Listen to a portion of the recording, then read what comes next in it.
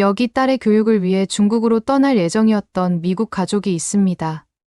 그런데 이들은 중국으로 떠나기 직전 우연히 미국의 공영방송에서 방영된 한국 관련 영상을 보게 되었고 결국 중국 예정전 계획을 전면 취소하고 급하게 한국으로 떠나고 말았다고 하는데요.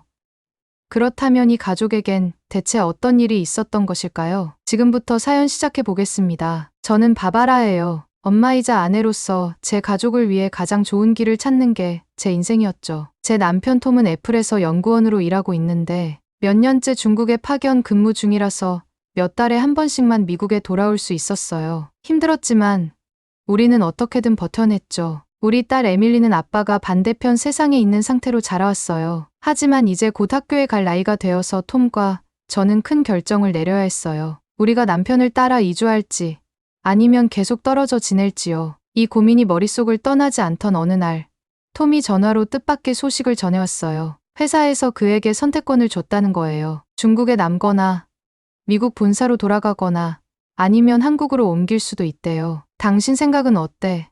톰이 물었죠. 저는 잠시 멈칫했어요. 우리에게 주어진 선택지를 하나하나 생각해 봤어요. 저는 에밀리가 최고의 교육을 받고 안전한 환경에서 자라길 바랐고, 그래서 중국으로 가는 게 가장 좋은 방법일 수도 있겠다고 생각했어요. 그런데 마음 한켠에서는 망설여졌어요. 톰의 중국에서의 이야기는 언제나 활기차고 새로운 기회로 가득 차 있었지만 요즘 그는 어딘가 달라진 것 같았거든요. 예전과는 뭔가 다르게 느껴졌죠. 톰은 원래 따뜻하고 열린 마음을 가진 사람이었어요. 그런데 요즘은 왠지 그의 태도가 경직된 것 같아요. 제가 한국에 대해 얘기하니까 바로 무시하는 거예요. 한국, 중국에 비하면 작은 나라에다가 발전이 더딘 편이야.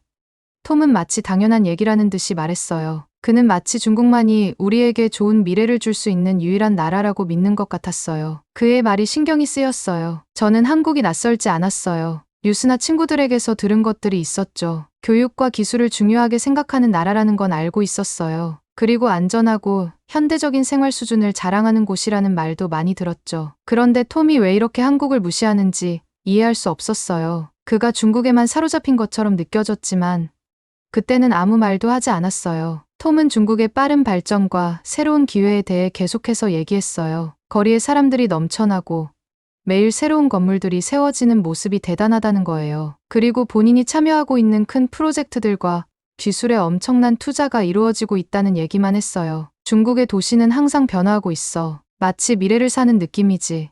톰이 말했어요. 그의 말이 매력적이긴 했어요. 중국의 빠른 발전과 새롭게 주어지는 기회들이 분명히 잘 보였으니까요. 하지만 저는 무언가 더 있을 거라고 생각했어요. 톰이 자주 다른 나라와 비교하면서 중국이 얼마나 나은지, 특히 한국 같은 곳은 수준이 떨어진다고 말하는 걸 들을 때마다 의아했어요. 중국이 얼마나 대단한지 자랑하면서 다른 나라는 그만큼 못하다고 쉽게 넘겨버리는 그 말들이 왠지 불편했어요. 그런데 어느 날 저는 저녁 설거지를 하다가 톰이 갑자기 한국에 대해 다소 이상한 말을 하기 시작하는 걸 들었어요. 마치 한국이 중국에 비해 뭔가 부족하다는 식으로요. 심지어 어떤 날은 후진국이라고 말하기까지 하더라고요. 원래 따뜻하고 배려 깊던 남편이 이렇게 변해버리다니 저는 마치 낯선 사람을 마주하는 기분이었어요. 그날 밤 집 안은 고요했지만 제 머릿속은 복잡해졌어요. 저는 톰이 왜 중국의 표면만 보고 다른 가능성은 생각도 하지 않는지 궁금했어요. 우리에게 에밀리를 위한 더 좋은 환경이 있는지 없는지 확인해야 할 것 같았어요. 저는 그의 말만 듣고 판단할 수 없다는 생각이 들었어요. 그래서 저는 스스로 한국에 대해 알아보기 시작했어요. 우리에게 어떤 가능성이 있을지 알고 싶었어요. 제가 찾아본 한국은 서울 같은 도시에 혁신이 가득한 곳이었어요. 안전하고 교육이 뛰어나며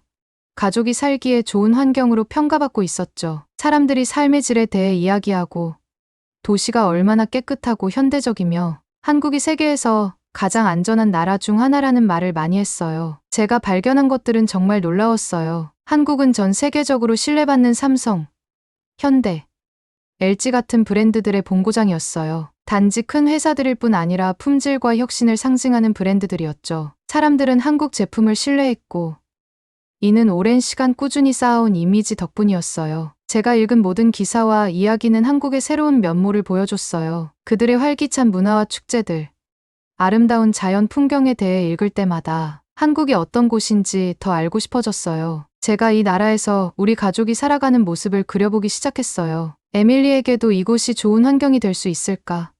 한국이 정말 우리에게 맞는 곳일까? 알면 알수록 저는 점점 한국으로 마음이 기울었어요. 단지 한국의 현대적인 모습뿐만 아니라 그 균형이 마음에 들었거든요. 전통과 혁신이 함께 존재하는 곳, 발전과 유산을 모두 중요하게 생각하는 나라, 그리고 무엇보다도 에밀리가 안전하게 자랄 수 있는 곳이라는 점이 가장 크게 와 닿았어요. 하지만 톰에게 어떻게 이 이야기를 꺼내야 할지 모르겠더라고요. 그와 얘기할 때마다 그는 오직 중국만이 답이라고 생각하는 것 같았어요. 그의 목소리에는 분명히 확신이 있었어요. 제가 한국에 대해 무슨 말을 해도 그저 조용히 넘기거나 단번에 반박할 뿐이었죠. 더 이상 중국 외에 다른 가능성을 생각조차 하지 않는 듯했어요. 그가 중국을 얘기할 때마다 우리는 점점 더 멀어지는 것 같았어요. 그리고 어느 날 밤, 저에게 모든 것을 바꾸는 일이 일어났어요. 저는 TV 채널을 돌리다가 영국 다큐멘터리 하나를 발견했어요. 제목이 눈길을 끌었어요. 미래의 글로벌 강국 중국 대 한국. 무엇을 기대해야 할지 몰랐지만 궁금증이 일어서 채널을 고정했어요. 다큐멘터리는 중국의 부상을 깊이 다루면서 시작했어요. 높은 건물들과 바쁜 시장들, 웅장한 프로젝트들을 보여줬죠. 그런데 이내 시선은 한국으로 이동했어요. 저는 기대감에 가득 차서 화면에 집중했어요. 나레이터는 한국을 조용한 힘을 가진 나라로 소개했어요. 빠른 성장만이 아니라 지속 가능한 발전을 위해 노력하는 국가라고 했어요. 마치 이 다큐멘터리가 제 질문에 답을 주고 있는 것 같았어요. 제가 알지 못했던 시각을 보여주고 있었죠. 이 다큐멘터리를 보며 제 안에서 무언가 바뀌기 시작했어요. 그날 밤 다큐멘터리를 보고 나서 모든 게 달라졌어요. TV 프로그램 하나가 저한테 이렇게 큰 영향을 줄 줄은 몰랐지만 정말 그랬어요. 마치 누군가가 새로운 세상으로 향하는 문을 열어준 것 같았어요. 전에 생각해보지 않았던 걸 보여주는 느낌이었죠. 어두운 거실에 앉아 화면을 뚫어지게 보면서 모든 단어, 모든 장면을 하나하나 집중해서 봤어요. 그때는 어떻게 생각해야 할지 모르겠었지만 한 가지는 분명했어요. 더 알아봐야겠다는 거였죠. 그 다큐멘터리는 세계의 미래 강국에 대해 다루고 있었고 중국과 한국을 비교하는 내용이었어요. 처음엔 익숙한 중국의 모습이 나왔어요. 높은 빌딩들, 붐비는 거리들, 끊임없는 건축 현장들. 꽤 인상적이었고 톰이 그 도시의 에너지를 왜 그렇게 칭찬했는지 이해할 수 있을 것 같았어요. 그런데 화면이 바뀌면서 중국의 또 다른 면이 나왔는데 그렇게 단순한 이야기가 아니었어요. 프로그램에서 중국의 성공이 다른 나라, 특히 한국의 기술을 모방하는 데 크게 의존한다고 하더군요. 저는 더 집중해서 들었어요. 나레이터는 삼성이나 LG 같은 한국 기업들이 얼마나 오랜 시간 자신들만의 기술을 개발하기 위해 노력했는지 설명했어요. 연구에 엄청난 돈과 노력을 쏟아부어 전 세계에서 신뢰받는 제품들을 만들어냈다는 거예요. 삼성의 제품은 휴대폰에서부터 가전제품까지 전 세계에서 신뢰받고 있고 내구성도 다른 브랜드와 비교할 수 없을 정도로 뛰어나다고 하더군요. 그리고 이 회사들은 단순히 제품을 만드는 게 아니라 신뢰를 쌓고 있다는 거였어요. 사람들이 주저하지 않고 제품을 구매할 정도로 말이에요. 반면 중국은 다른 수단을 써서 따라가려 한다고 하더군요. 프로그램은 중국 기업들이 기술을 베끼거나 심지어 한국에서 기밀을 훔치기 위해 정부 차원에서 해킹을 시도한다는 이야기를 자세히 다뤘어요. 중국 기업들이 한국 제품의 품질과 내구성에 맞추기 힘들어하고 그래서 낮은 가격으로 승부하려 한다는 거예요. 차이가 확연히 느껴졌고 톰이 항상 중국을 칭찬하던 게 떠올랐어요. 그가 정말 이 모든 걸 알고 있었을까 궁금했죠. 마음이 불편해지기 시작했어요. 지금까지 제가 중국에 대해 가졌던 믿음이 흔들리기 시작했어요. 우리가 거기로 이사 간다면 어떤 의미가 있을지 생각해봤어요. 겉으로는 멋져 보이지만 에밀리에게 안정적이고 정직한 미래를 보장해 줄 수 있을까 하는 의문이 들었어요. 시간이 지날수록 이 질문들이 더 무겁게 다가왔죠. 다큐멘터리는 이후 한국으로 초점을 옮겼어요. 서울이라는 도시의 장면이 나왔는데 정말 아름다웠어요. 거리는 깨끗하고 정돈되어 있었고 빛나는 불빛들이 있었지만 차분한 느낌이 들었어요. 단순히 현대적이기만 한 게 아니라 평화로워 보였어요. 기술과 자연이 균형을 이룬 듯한 모습이었고 모든 것이 계획적이고 안전한 곳이라는 느낌이었어요. 그 다음 나레이터가 한국의 안전에 대해 이야기하기 시작했어요. 이 부분이 특히 제 관심을 끌었죠. 한국은 세계에서 가장 안전한 나라 중 하나로 알려져 있다고 했어요. 사람들이 밤에도 두려움 없이 걸어 다닐 수 있고 아이들이 자유롭게 놀 수 있으며 서로를 존중하는 강한 공동체 의식이 있다는 거예요. 저는 에밀리가 안전하게 뛰어놀 수 있는 모습을 상상했어요. 그동안 중국으로 이사 갈 생각을 하면 걱정됐던 부분이었는데 이런 장면을 보니 마음이 놓였어요. 화면에는 사람들끼리 개를 산책시키고 가족들이 공원에서 함께 앉아 있고 아이들이 미소를 띠며 뛰어다니는 모습이 있었어요. 정말 내가 바라는 가족의 모습 같았어요. 그 후에 나레이터는 한국의 교육에 대해서도 이야기했어요. 한국이 교육을 매우 중요하게 생각하고 학교들이 세계 최고 수준이라고 설명했어요. 한국 학생들은 부지런히 공부하기로 유명하고 학교는 높은 기준을 가지고 있다고 했죠. 이 장면을 보면서 저는 새로운 희망이 생겼어요. 한국이야말로 에밀리가 성장하고 배우고 꿈을 키울 수 있는 완벽한 환경일지도 모른다고 생각했어요. 그전에는 크게 생각해보지 않았던 부분이었는데 지금은 완벽한 환경처럼 느껴졌어요. 프로그램은 계속해서 한국의 기술에 대해 더 많이 보여줬어요. 특히 스마트 도시를 개발하는 데 있어 한국이 선두에 있다는 이야기가 나왔어요. 서울은 일상 속의 기술을 잘 융합해 놓은 도시라는 거예요. 예를 들어 에너지 사용량, 쓰레기 관리, 교통 흐름 등을 인공지능으로 제어하고 있다고 했어요. 모든 것이 깨끗하고 효율적으로 유지되도록 세심하게 관리하고 있었어요. 저는 톰이 중국의 대기오염 문제를 얘기했던 게 떠올랐어요. 깨끗한 공기와 보호받는 환경이 있는 나라에서 살 수 있다면 얼마나 좋을까 하는 생각이 들었죠. 다큐멘터리를 보면서 한국에 대한 존경심이 생겼어요. 한국은 단순히 다른 나라들에 뒤처지지 않는 것이 아니라 오히려 모범을 보이고 있었어요. 그들이 이뤄낸 모든 것을 보니 자부심이 느껴졌어요. 한국 사람들은 힘든 시절을 겪었지만 포기하지 않고 함께 힘을 모아 교육과 기술에 투자했다고 했어요. 그들이 쌓아 올린 미래는 노력과 헌신으로 이루어진 것이고 그 결과가 화면 속에 잘 드러나 있었어요. 프로그램이 끝났을 때 저는 마음이 벅차올랐어요. 거실에 조용히 앉아보면서 머릿속에서 생각이 멈추질 않았어요. 한국은 제가 예상했던 나라가 아니었어요. 정직함, 안전, 그리고 성장의 가치를 중요하게 여기는 나라였어요. 에밀리가 안전하게 자라며 최고의 교육을 받을 수 있는 곳, 우리 가족이 자연과 조화롭게 살 수 있는 그런 곳이었어요. 더는 외면할 수가 없었어요. 저는 톰과 그의 중국에서의 경험이 생각났어요. 그가 이 프로그램을 본다면 어떻게 반응할지 궁금했어요. 여전히 한국을 뒤처진 나라라며 무시할 수 있을까? 그도 제가 본 가치를 볼 수 있을까요?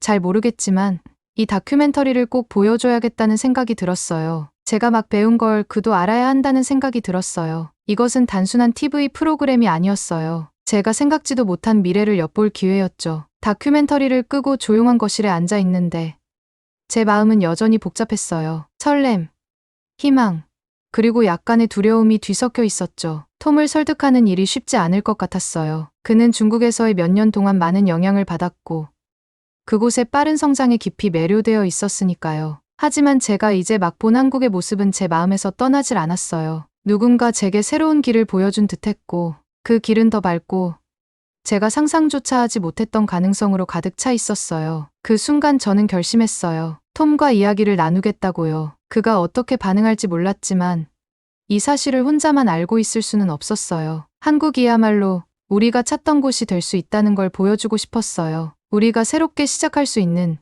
에밀리에게 더 나은 미래를 줄 수 있는 그런 나라요. 앞에 어떤 일이 기다리고 있을지 몰랐지만 한 가지는 확실했어요. 한국이 제게 불어넣어준 희망을 더는 외면할 수 없다는 거예요. 제가 꿈꾸던 가족의 미래가 생각보다 가까이 있었고 이제는 그 미래가 손에 잡힐 것처럼 느껴졌어요. 그 다큐멘터리가 제 머릿속에서 떠나질 않았어요. 한국이 우리 가족에게 정말 좋은 선택지가 될 수도 있겠다는 생각이 들었지만 직접 가서 봐야 한다고 느꼈죠. 아무리 화면으로 보는 것과는 다를 테니까요. 그래서 톰에게 한국으로 짧은 여행을 가자고 했어요. 의외로 톰도 동의했어요. 아마도 중국이 더 낫다는 걸 보여주려던 걸 수도 있고 그냥 궁금했을 수도 있겠죠. 어쨌든 우리에게 한국을 가까이서 볼 기회가 생겼어요. 우리는 맑고 화창한 날에 서울에 도착했어요. 공항을 나서자 도시가 활기차면서도 평화롭게 느껴졌어요. 그 기분은 우리가 거리를 지날 때도 계속 이어졌죠. 유리창이 햇빛을 받아 반짝이는 높은 빌딩들이 우리를 둘러싸고 있었지만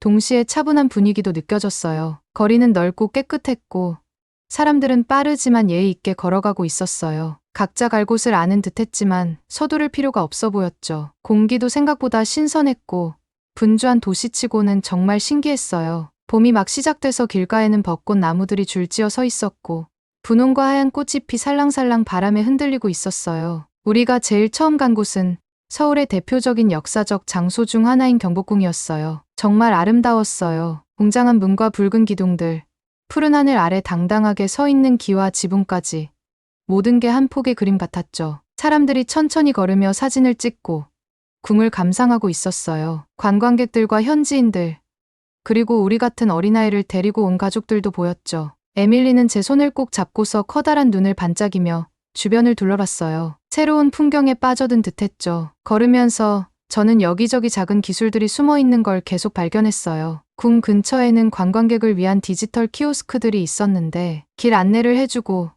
건물의 역사도 알려주고 근처 맛집까지 추천해주더라고요. 화면도 깨끗하고 사용하기 쉬웠고 여러 언어로 번역도 되어 있었어요. 모든 게 얼마나 세심하게 잘 설계되어 있는지 정말 놀라웠어요. 현지 사람들뿐만 아니라 방문객들도 편하게 다닐 수 있도록 도와주는 느낌이었죠. 마치 도시가 우리를 환영하고 길을 안내해 주는 것 같았어요. 경복궁에서 나와 우리는 북촌 한옥마을로 걸어갔어요. 이곳은 전통 한국 가옥인 한옥으로 가득한 동네였어요. 좁은 골목길들이 이어지며 오래된 나무로 된 집들과 곡선의 기와 지붕이 보여서 마치 시간 여행을 하는 기분이 들었죠. 그런데 여기에서도 기술이 조용히 도와주고 있었어요. 방문객들이 소리를 낮추라는 안내 표지판이 있었고 몇몇 장소에서는 디지털 키오스크가 바쁜 길과 한적한 길을 표시해주고 있었어요. 마을을 보호하려는 의도처럼 느껴졌죠. 기술이 전통을 지키기 위해 사용되고 있다는 느낌이 들었어요. 이런 모습이 제가 보고 싶었던 균형이었어요. 전통을 존중하고 소중히 간직하면서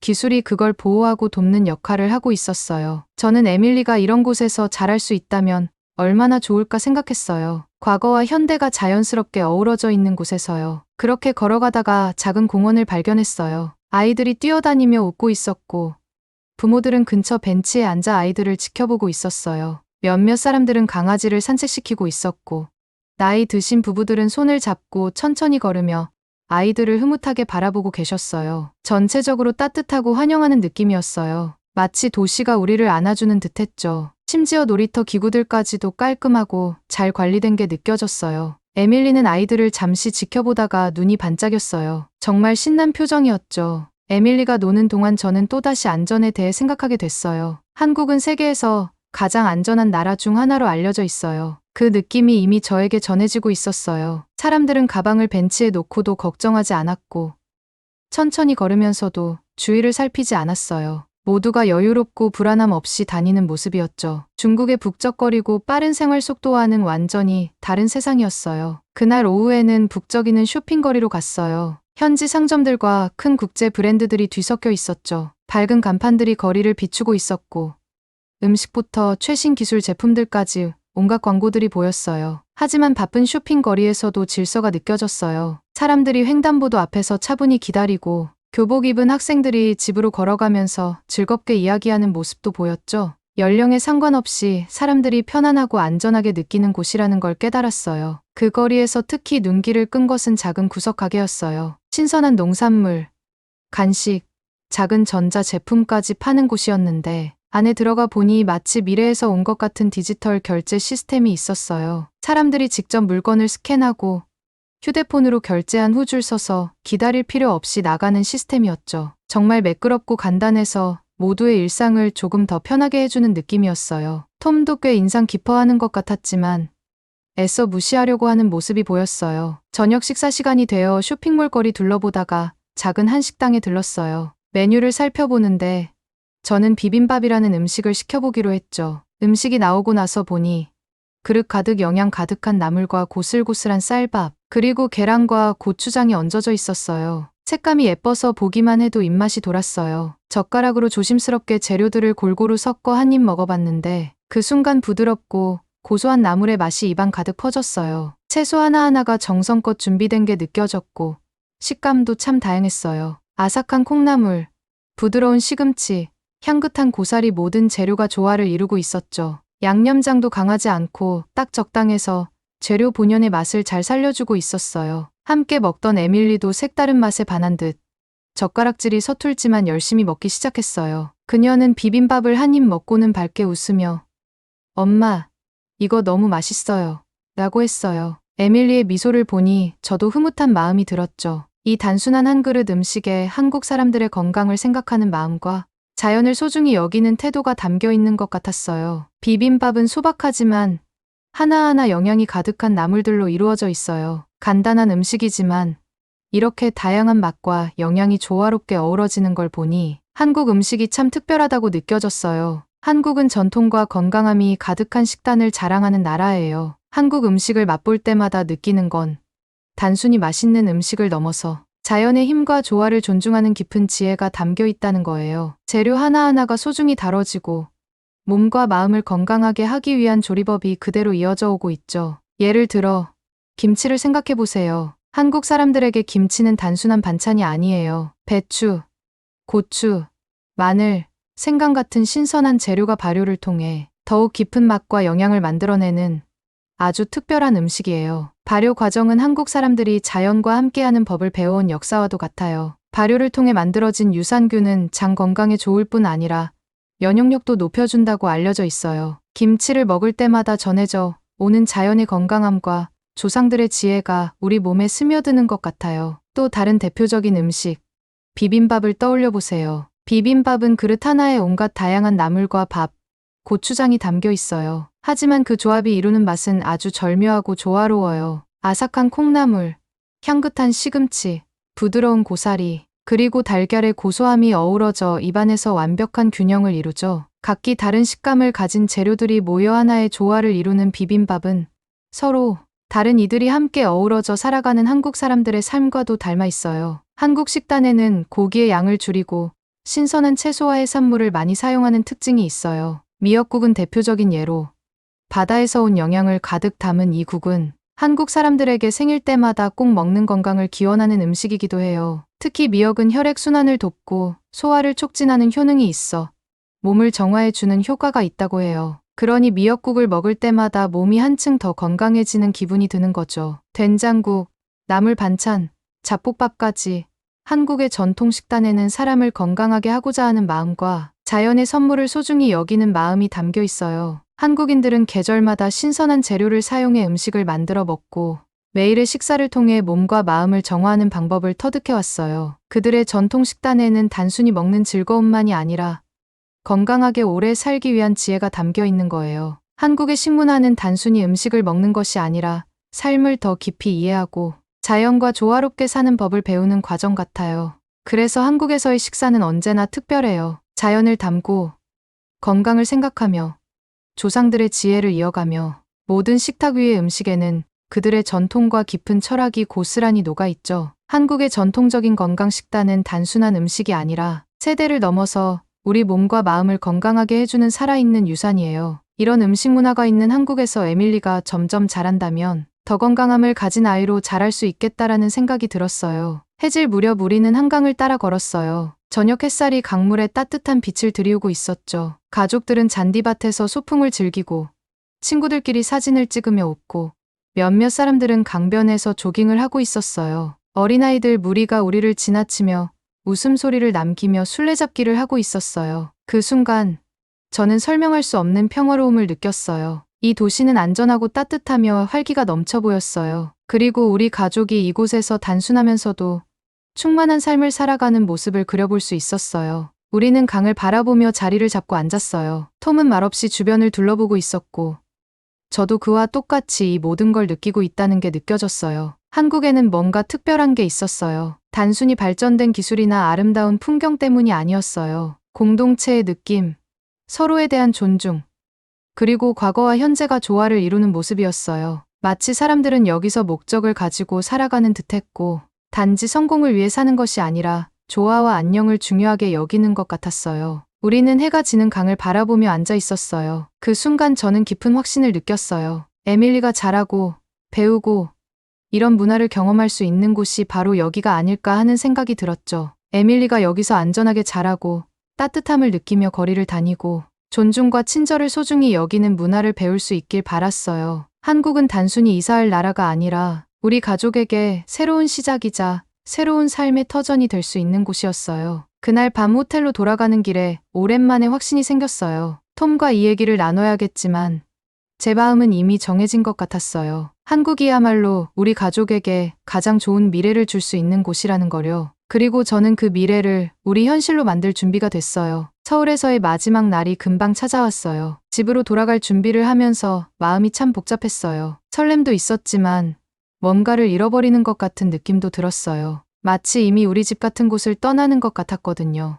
아침에 짐을 싸면서 옷을 하나하나 접고 그동안 모은 작은 기념품들도 소중하게 챙겼어요. 에밀리는 그동안 모은 엽서랑 작은 장난감들을 들여다보면서 아쉬운 표정을 짓고 있었어요. 이곳에서 매 순간을 즐겼던 게 확실히 보였죠. 공원에서 뛰어놀고 궁을 구경하고 새로운 음식을 맛보면서 정말 행복해 보였거든요. 아침 식사를 마치고 나서 우리는 마지막으로 도시를 산책하기로 했어요. 모든 걸 기억 속에 담아두고 싶었어요. 밝은 가게들, 주변의 부드러운 대화 소리, 그리고 활짝 핀 벚꽃들까지요. 연분홍색 꽃잎들이 작은 눈송이처럼 흩날리며 바닥을 부드럽게 덮고 있었어요. 에밀리는 손을 뻗어 꽃잎을 잡으려 했지만 꽃잎은 손가락 사이로 미끄러져 내려갔고 그 모습에 에밀리는 웃음을 터뜨렸어요. 날씨는 따뜻했고 벚꽃이 활짝 피어 있어서 에밀리도 여기저기 뛰어다니며 꽃잎을 잡으려 애썼죠. 그런데 에밀리가 발에 걸려서 넘어지고 말았어요. 울음을 터뜨리며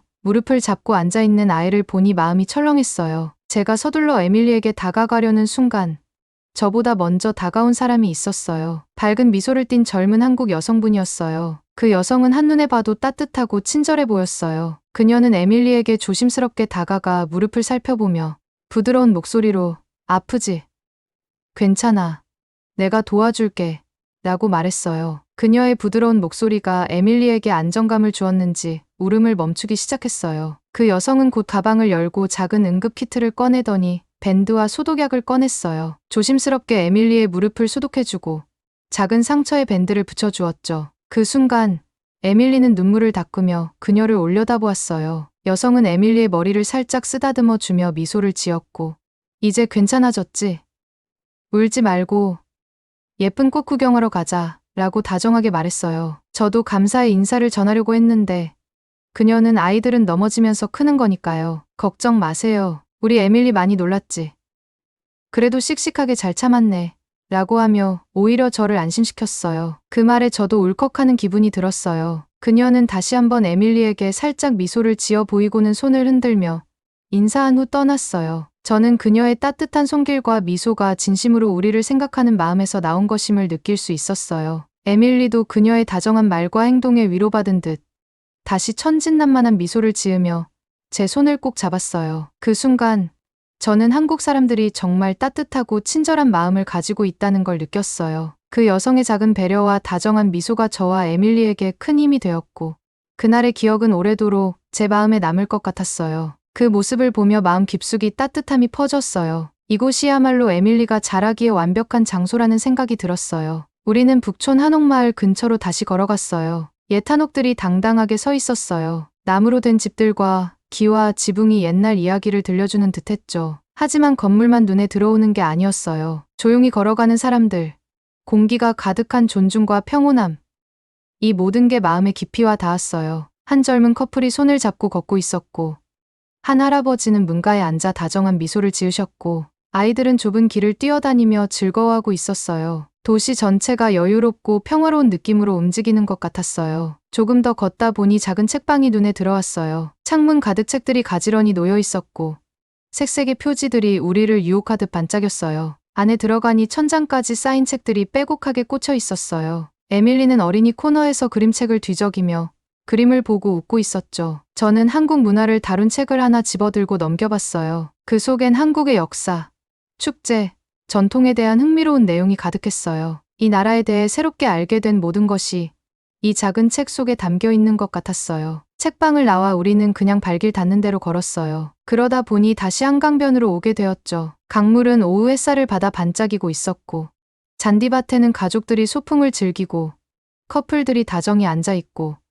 친구들은 간식을 나누며 이야기하고 있었어요. 자전거를 타는 사람들도 있었고 몇몇은 돗자리에 누워 하늘을 바라보고 있었어요. 에밀리는 앞으로 달려가며 다른 아이들 웃음소리와 어우러졌어요. 우리는 강가의 잔디밭에 자리를 잡고 앉아 강물이 잔잔히 흐르는 모습을 바라봤어요. 맑은 공기를 깊이 들이마시며 주변을 둘러봤어요. 이 평화로움이 너무나도 현실적이고 선명했어요. 마음 한구석이 따뜻하게 차오르는 게 느껴졌어요. 이곳에서의 삶이 어떤 모습일지 상상해봤어요. 안전하고 아름답고 균형 잡힌 삶이요. 모든 게 눈앞에 있는 듯했어요. 그 순간 제 마음속에서 뭔가가 확실해졌어요. 이곳이 제가 우리 가족의 미래를 바라는 곳이라는 걸 깨달았어요. 서울을 떠나 예전의 삶으로 돌아가는 게 점점 더 힘들게 느껴졌어요. 여기서 에밀리가 자유롭게 뛰어놀고 깊이 배우고 친절과 존중 속에서 자랄 수 있었으면 했어요. 해가 점점 기울면서 강가가 따뜻한 빛으로 물들었어요. 사람들은 하나둘 짐을 챙기고 있었지만